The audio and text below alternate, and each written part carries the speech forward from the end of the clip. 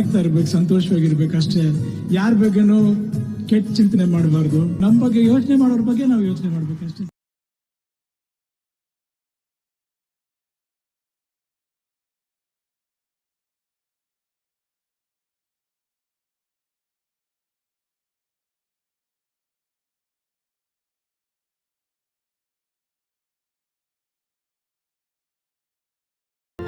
Time ಆಯಿತು, ಎಲ್ಲರ ಹತ್ರ ಹೋಗಿ ಬಡ್ಡಿ ವಸೂಲು ಮಾಡಬೇಕು. ಓ, ಹುಡುಗಿ ಕರ್ಕೊಂಡು ಶಾಪಿಂಗ್ ಬೇರೆ ಹೋಗ್ಬೇಕಲ್ಲ.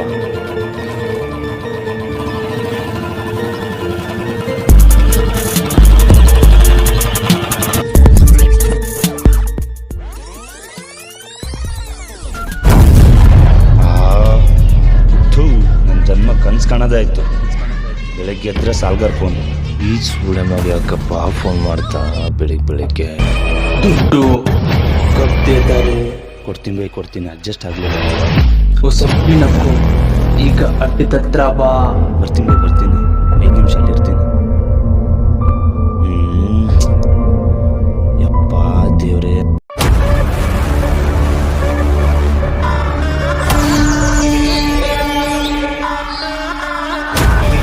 ಈ ಸಮಾಜದಲ್ಲಿ ದುಡ್ಡಿರೋರಿಗೆ ದುಡ್ಡು ಮಾಡ್ತಿರೋದು, ಅದು ಬಡ್ಡಿ ಸಾಲ ಕೊಟ್ಟು. ನಾಳೆ ಬೇಕಂದ್ರೆ 5%, ಇವತ್ತೇ ಬೇಕಂತಂದರೆ 10%.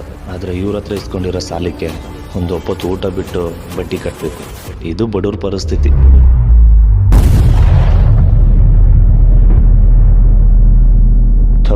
ಕನಸಲ್ಲೂ ಸಾಲ ಕೊಟ್ಟವರೇ ಬರ್ತಾರಲ್ಲಪ್ಪ. ಜೀವನ ಪೂರ್ತಿ ಬರೀ ಬಡ್ಡಿ ಕಟ್ಟಿದ್ರಲ್ಲಾಯಿತು. ಹೋಗ್ಲಿ, ನನ್ನ ಟೈಮೇ ಸರಿಗಿಲ್ಲ. ಈ ಸುಳೆ ಮಗ ಏನು ತೊಗೊಂಡು ಹೊಡಿತಾನೋ, ದೊಡ್ಡ ಸೈಕೋ ನನ್ನ ಮಗ. ಭಯ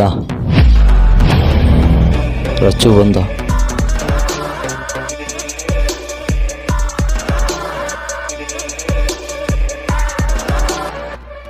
ಕಹರೆ ಮೇರೆ ಪೈಸೆ. ಅದು ದುಡ್ಡು.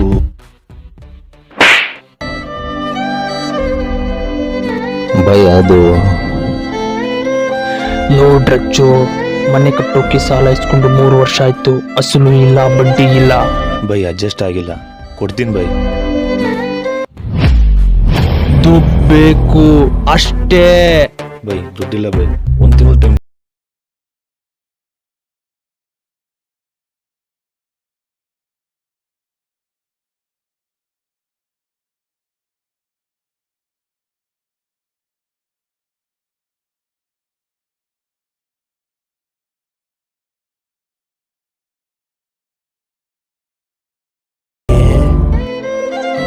ದುಡ್ಡನ್ನ ಇವತ್ತು ಕೊಡ್ತೀನಿ, ನಾಳೆ ಕೊಡ್ತೀನಿ ಅನ್ನೋದಕ್ಕೆ ಇದು ಸಂಬಂಧ ಅಲ್ಲ.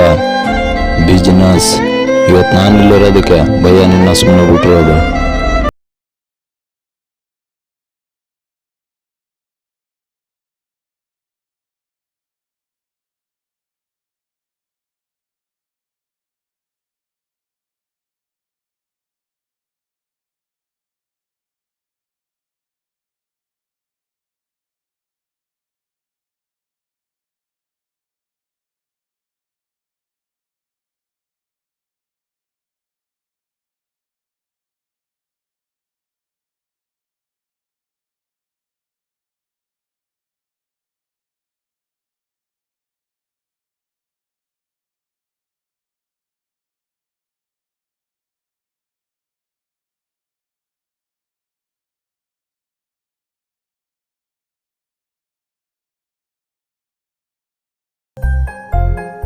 ಲೆವೆಲ್ ಮೇಂಟೈನ್ ಮಾಡಬೇಕು.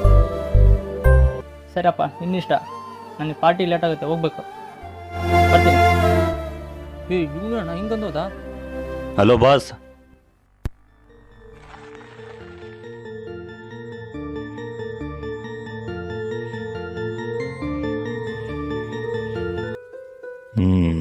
ಎಷ್ಟಪ್ಪ ಜಾಕೆಟು?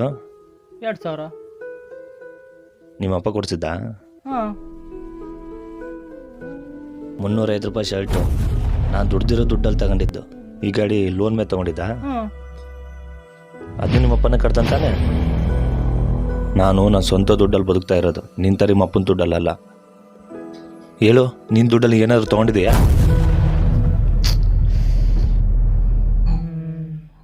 ಹೌದು, ಏನಿಲ್ಲ.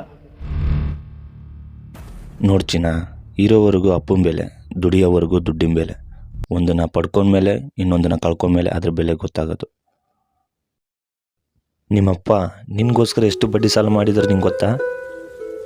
ಗೊತ್ತಿಲ್ಲ. ನಿಮ್ಮಂಥ ಮಕ್ಕಳು ಅರ್ಥ ಮಾಡ್ಕೊಂಡ್ರೆ ಯಾವ ತಂದೆಗೂ ಕಷ್ಟ ಬರಲ್ಲ. ನೀನೇ ನೋಡು, ಓದೋರು ಎಲ್ಲಾದರೂ ಓದ್ತಾರೆ, ಲಕ್ಷ ಲಕ್ಷ ಕೊಟ್ಟು ಕಾಲೇಜ್ಗೆ ಹೋಗ್ಬೇಕಾ? ಅರ್ಥ ಮಾಡ್ಕೊ, ನಿಮ್ಮಪ್ಪ ನಿನ್ನನ್ನು ಚೆನ್ನಾಗಿ ನೋಡ್ಕೊಳ್ಳೋದಲ್ಲ, ನಿಮ್ಮಪ್ಪನ ಚೆನ್ನಾಗಿ ನೋಡ್ಕೊ. ನಮ್ಮಪ್ಪನಿಗೆ ಇಷ್ಟೊಂದು ಕಷ್ಟ ಕೊಟ್ಟನಾ? ನಮ್ಮಪ್ಪ ಒಂದಿನ ನನ್ನ ಹತ್ರ ಹೇಳ್ಕೊಂಡೇ ಇಲ್ಲ. ಸಾರಿ ಅಪ್ಪ.